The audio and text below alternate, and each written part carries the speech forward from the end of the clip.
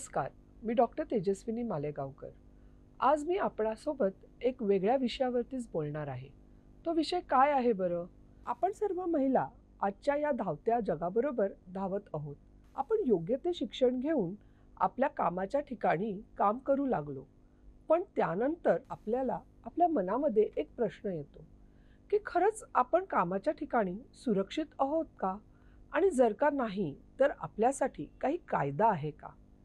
असंच काही घडले 1997 साली, जेव्हा विशाखा नावाची एक NGO म्हणून राजस्थानमध्ये आहे, त्यात एक महिला बालविवाह प्रतिबंधासाठी काम करत होती. ती कामावरनं परत येताना लोकांनी तिच्यावरती बलात्कार केला, कारण ती या क्षेत्रामध्ये काम करत होती.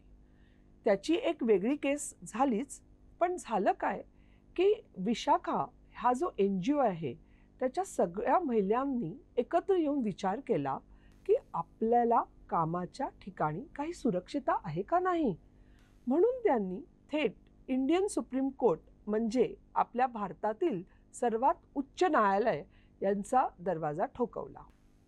सुप्रीम कोर्टाला एक विनंती केली, की आम्ही महिला आज सक्षम झालो आहोत, आम्ही योग्य ते शिक्षणही घेतलं आहे, आम्हाला वेगळ्या वेगळ्या प्रकारची कामं करावी लागतात, तर आम्हाला आमच्या कामाच्या ठिकाणी काय सुरक्षितता देता येईल बरं? सुप्रीम कोर्टाने काही नियम घालून दिले आणि त्यानंतर त्याचा 2013ला कायदा झाला.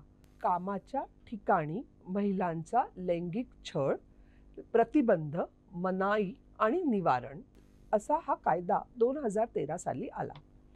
चला तर जाणून घेऊया की हा कायदा काय आहे. सर्वप्रथम हा कायदा फक्त आणि फक्त महिलांसाठीच लागू आहे. मग परत एक प्रश्न येतो, की हा कायदा फक्त महिलांसाठी म्हणजे कुठल्या वयोगटांच्या महिलांसाठी हा कायदा लागू आहे? तर हा कायदा सगळ्या वयोगटांच्या महिलांसाठी लागू आहे. जिथे जिथे महिला कामाला जातात त्या त्या ठिकाणी हा कायदा लागू होतो. मग लगेच एक प्रश्न आपल्या मनात येतो, की माझ्याकडे घर कामाला येणारी जी बाई आहे, तिला हा कायदा लागू होतो का? जर का तिला हा कायदा लागू होतो, तर मग तिने कुठे बरं तक्रार करायची, कुठे बरं त्याची कंप्लेंट करायची? त्याच्यासाठी कायद्याने एक वेगळीच तरतूद करून दिली आहे. ती तरतूद म्हणजे आपले जे कलेक्टर ऑफिस आहे, तिथे एक वेगळी समिती नेमली आहे. तिथे जाऊन घर काम करणाऱ्या ज्या बायका आहेत, तिथे त्या तक्रार करू शकतात. आता प्रश्न हा येतो, की मी जिथे काम करते त्या कामाच्या ठिकाणी हा कायदा लागू होतो. हे कामाचं ठिकाण काय बरं असू शकतं?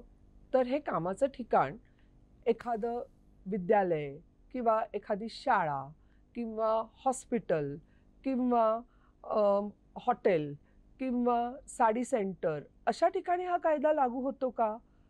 तर हो, हा कायदा तिथेही लागू होतो.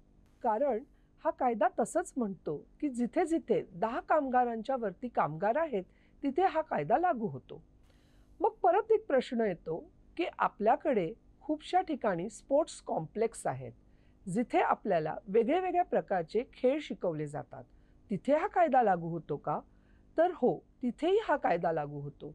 कारण स्पोर्ट्सचं वेगळ्या वेगळ्या प्रकारचं ट्रेनिंग दिलं जातं.